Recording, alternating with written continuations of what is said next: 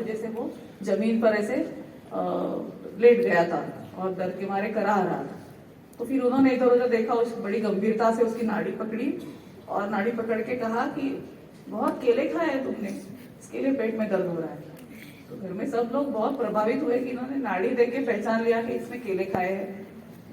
बाद में जब शिष्य और गुरु वापस गए तो शिष्य ने पूछा कि गुरुजी आपने मुझे तो नहीं सिखाया कि नाड़ी देख के केला खाया है, कैसे समझे? तो गुरुजी ने कहा, अरे मूर्ख, हम जब उनके घर में गए तो बाहर एक पेड़ था, उस पेड़ के नीचे केले के बहुत सारे छिलके पड़े हुए थे, वो मैंने देख लिया और मैंने अनुमान लगा लिया। तो यही अनुमान प्रमाण है। तो क्या अनुमान प्रमाण जरूरी है सीखना? तो पदार्थ विज्ञान सीखना जरूरी है, बिल्कुल जरूरी है। तो ये सारा जो तर्क, युक्ति, अनुमान, प्रत्यक्ष प्रमाण जो है, ये संस्कृत है, ये सब आपको काम में आने वाला है। इनफैक्ट यही काम में आने वाली चीज है।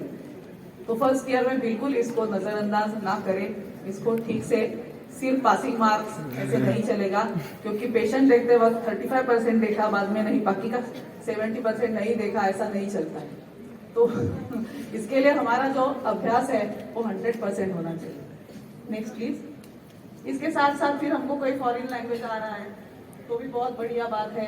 अगर जर्मन आ रहा है तो आप एक जर्मन डेलीगेशन के साथ बात कर सकते हैं। आगे प्लीज, आगे जाइए।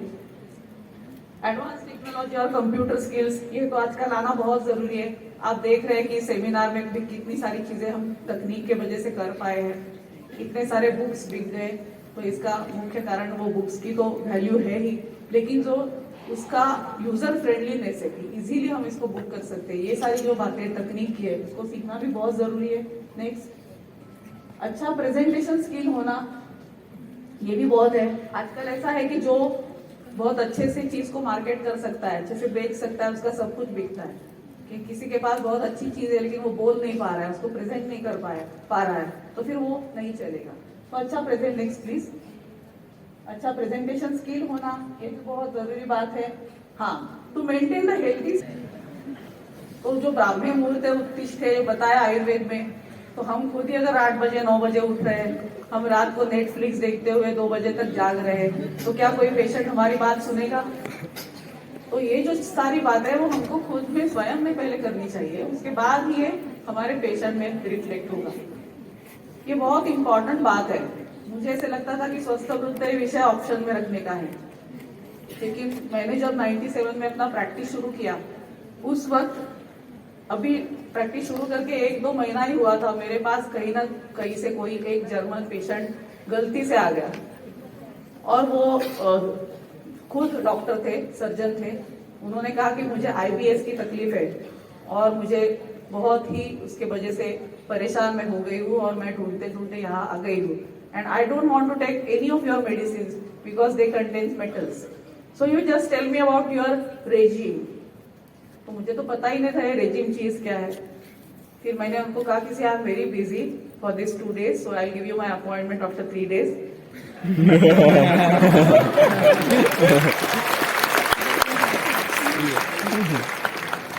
एंड आफ्टर 3 days मैंने उन 3 दिनों में पढ़ लिया स्वस्थ वृत्त होता क्या है।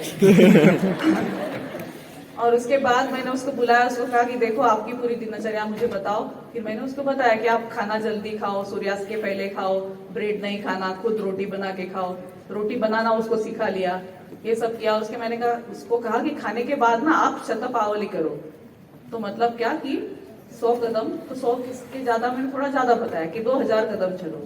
हमारे वैद्यराज खड़ी वाले वैद्य हमेशा बोलते थे द्विसहस्त्र पावली, तो द्विसहस्त्र पावली करो।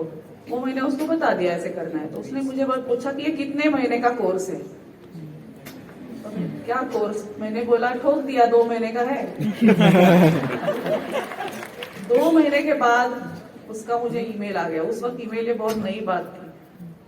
दिस योर शतपावली course is wonderful, why don't you take its patent?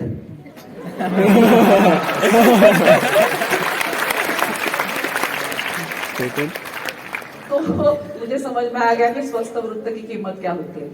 तो इस तरह से बहुत सारी चीजें हमको प्रैक्टिस में सीखने को मिलती है कि जो हम नॉर्मली अपने एकेडमिक करियर में नहीं सीख पाते। आगे चलते हैं।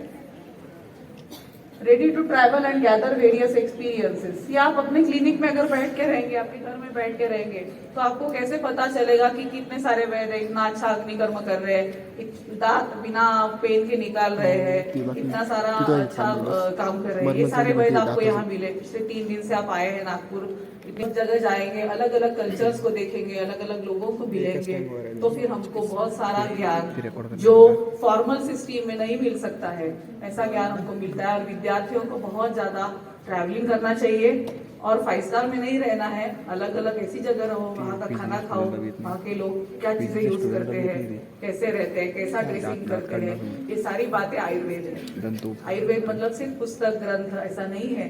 तो जहाँ जहाँ जड़ी स्थड़ी काष्ठी आयुर्वेद दिखना चाहिए, ऐसे हमारे प्रभु सर हमेशा कहते थे, हमको आयुर्वेद का बहुत अच्छा वकील बनना चाहिए। B aware of social and political happenings. हमको नहीं पता है कि कौन है हमारे राष्ट्रपति, कौन है हमारे म्युनिसिपैलिटी के कमिश्नर, तो सब पता होना चाहिए। अभी आपने सुना होगा कि केनिया के प्रेसिडेंट की बेटी जो है, तो उनकी दृष्टि आयुर्वेदिक दवाई, आयुर्वेदिक ट्रीटमेंट से वापस आ गई। इस एक छोटी सी घटना का इतना बड़ा ग्लोबल इम्पैक्ट हुआ है कि आप जिसको नहीं समझ पाएंगे, इतना बड़ा इम्पैक्ट बन पाया कि जिसके वजह से आयुर्वेद के प्रति लोगों का रिस्पेक्ट पूरे ग्लोब में बढ़ गया है। तो एक छोटी सी घटना इतना बड़ा असर दिखा सकती है। So we should always be aware of what is happening around us, what are the social circumstances, क्या हो रहा है। आपके पास कोई काम वाली आती है और उसको आप बोलेंगे कि तुम रोज घी खाओ, जिसे घर में खाना ही नहीं ठीक से मिल रहा है, वो कहाँ से घी खाएगी। तो उसको घी नहीं तो उसको घी की जगह क्या देना चाहिए। हमारे प्रताप जोशी सर हमेशा कहते थे कि आपको शुद्ध गाय, देसी गाय का घी नहीं मिलेगा तो जो घी मिलेगा। बहुत सारे जो आउटलेट्स है कि जिसमें हम काम कर सकते हैं। कल आप सबने माननीय कोटेचा सर का जो व्याख्यान सुना, उन्होंने मेरा काम काफी आसान कर दिया है कि आयुष हमारे लिए क्या क्या कर रहा है, ये सब बातें उन्होंने हमें बताई। तो ये जो विद्यार्थियों का क्वेश्चनर भर लिया था, उसके बाद 1-to-1 उन विद्यार्थियों को करियर काउंसलिंग देने का मौका मुझे मिला और उससे जो अनुभव प्राप्त हुआ, उसके बाद 2010 के इंटरनेशनल जर्नल ऑफ आयुर्वेद में मैंने एक लेख लिखा था, करियर आफ्टर बीएमएस। आपको विश्वास नहीं होगा कि इस लेख को पढ़कर आज भी मेरे मेल बॉक्स में 2-3 मेल देश या विदेश से आते हैं जो बीएमएस के बाद क्या करियर कर सकते हैं, इसकी पूछताछ करते रहते हैं। तो इस विषय का महत्व ध्यान में रखकर फिर आयुर्विवेक नाम का एक बहुत बड़ा परिसंवाद इसके जैसा ही, जो सिर्फ आयुर्वेद व्यासपीठ ने सिर्फ बीएमएस के विद्यार्थियों के लिए समर्पित किया था, जो विवेकानंद जयंती के अवसर पर पुणे में हमने लिया था। इसमें 1000 से भी ज्यादा बीएमएस के विद्यार्थी उपस्थित थे और उस दिन, उस उचित दिन पर आयुर्वेद व्यासपीठ ने करियर आफ्टर बीएमएस, जिस पुस्तक का मुख्य पृष्ठ भी आप मेरे पीपीटी के पहले पृष्ठ पर देखेंगे, तो यह पुस्तक प्रकाशित की पहला पेज। तो इस करियर आफ्टर बीएमएस ये पुस्तक ने भी को बहुत सराहना मिली। उसी दिन उसकी 1000 से ऊपर आवृत्ति बिक गई उस पुस्तक की और विद्यार्थियों ने बहुत सारे क्वेश्चंस इसके बारे में पूछे। तो इस तरह से मैं आज इधर इसलिए उपस्थित हूँ कि आज के इस सेमिनार में भी विद्यार्थियों की संख्या ज्यादा होने से उन्हें इन सब बातों से अवगत कराना, ये हम हमारा दायित्व समझते हैं। एक स्थिति ऐसी थी जब 1987 में मैंने बीएमएस में एडमिशन लिया, तब एमबीबीएस में कुछ मार्क्स से नहीं मिल पाया, इसके लिए बीएमएस में आ गए। मुझे लगता है आज भी यहाँ जो उपस्थित विद्यार्थी है उनकी स्थिति कुछ बहुत अलग होगी, ऐसे नहीं, लेकिन इससे लेकर बाय चॉइस विद्यार्थी बीएमएस को आ जाए, इस मकाम तक हमें सबको पहुंचना है और इसके लिए हमको बहुत काम करना है। लेकिन ये काम अभी बड़ा आसान हो गया है, ज्यादा आसान हो गया है। And I am very sure कि जो विद्यार्थी आज यहाँ बीएमएस कर रहे हैं या जिनका पूरा हुआ है, पीजी कर रहे हैं, इंटर्नशिप कर रहे हैं, इन सबके लिए एक बहुत अच्छा ब्राइट फ्यूचर अभी हमें दिखेगा। तो पीपीटी की शुरुआत करते हैं। मुझे रिमोट दे देंगे, ठीक है, आप ऑपरेट करिए वहाँ से। तो ये है हमारे बुक का जो मुख्य पृष्ठ देख रहे हैं, इसमें कौन से अलग अलग एरियाज में हम काम कर सकते हैं आफ्टर बीएमएस, ये आपको दिखेगा। नेक्स्ट, अब ये रोड टू प्रॉस्पेरिटी ऐसा मैं क्यों कह रही हूँ, तो इसके बारे में बात करेंगे। Next slide please. Ministry of Ayush ये 2014 में